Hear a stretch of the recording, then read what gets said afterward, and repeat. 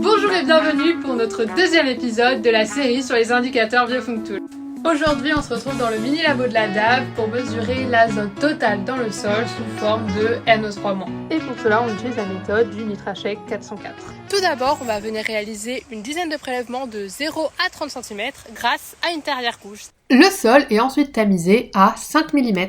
Pour chaque parcelle, on pèse 30 g de sol, auquel on rajoute 30 ml de distillé. Lorsque tous les tubes seront terminés, nous les mélangerons tous pendant 4 minutes en faisant 2 allers-retours par seconde pour bien les homogénéiser.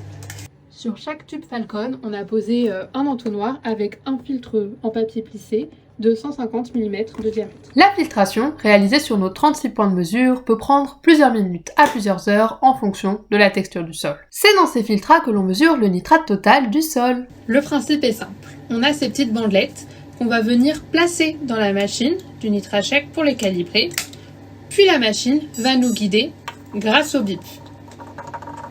Au premier bip, on trempe la bandelette et au deuxième bip, on la retire.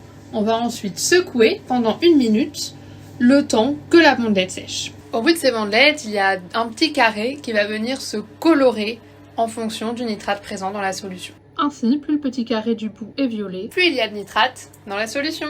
À 10 secondes, on l'essuie délicatement sur la tranche, puis on la glisse dans la fente et on referme le clapet. Et hop, la valeur s'affiche. Pour chaque planche, on répète la mesure 3 fois et la valeur finale sera la moyenne de ces 3 mesures. Mais attention, si une valeur n'est pas comprise entre le seuil max et min, qui correspondent à plus et moins 10% de la moyenne, il faudra refaire une mesure en plus. Cela nous permet de calculer le stock total de nitrate en milligrammes de nitrate par kilogramme de sol. Et voilà comment on a procédé pour ce premier indicateur. Et on se retrouve la semaine prochaine pour l'explication d'un deuxième.